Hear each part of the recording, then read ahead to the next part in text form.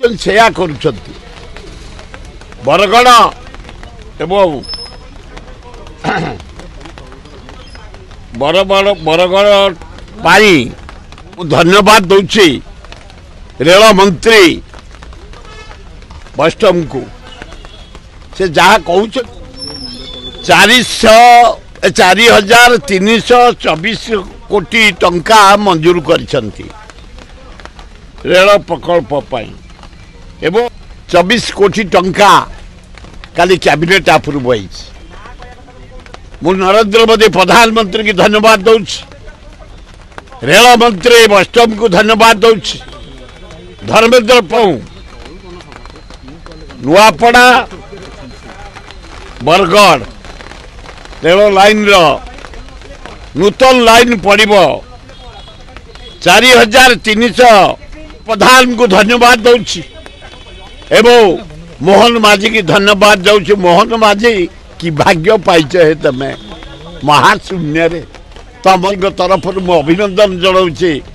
धर्मेन्द्र प्रधान तमें 10 दिन तले या विषय आलोचना कर सहित जोड़े नुआ प्रोजेक्ट आरेलर आर 4,000 ऊर्ध्व टंका Bargarh Jatni division सबुठ hast income railway की दौची। तमें दयार देन आम पैसा आमको देच रेल नुआ लाइन पकड़ापी एवं 4,000 मोर नुआ पैसा दान नहीं ये दीटा रेल प्रकल्प धर्मेन्द्र अच्छी एवं रेल मंत्री वैष्णवर अच्छी जहाँ काली cabinet prime minister approve Karsha कथा कही मु अत्यंत खुशी नुआपड़ा कथा कही अत्यंत खुशी किंतु 20 जन देचु आम विधायक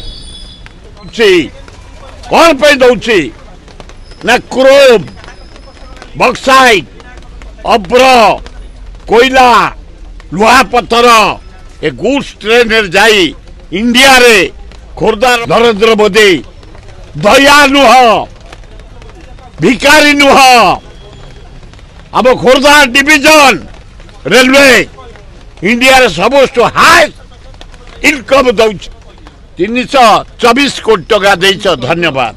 द्वितीय कौन पाई तमें ओडिशा को एत अवहेला करुच। एही भली वीडियो देखिबा पाई आम चैनल को लाइक शेयर सब्सक्राइब करंतु। Bureau report Odia news.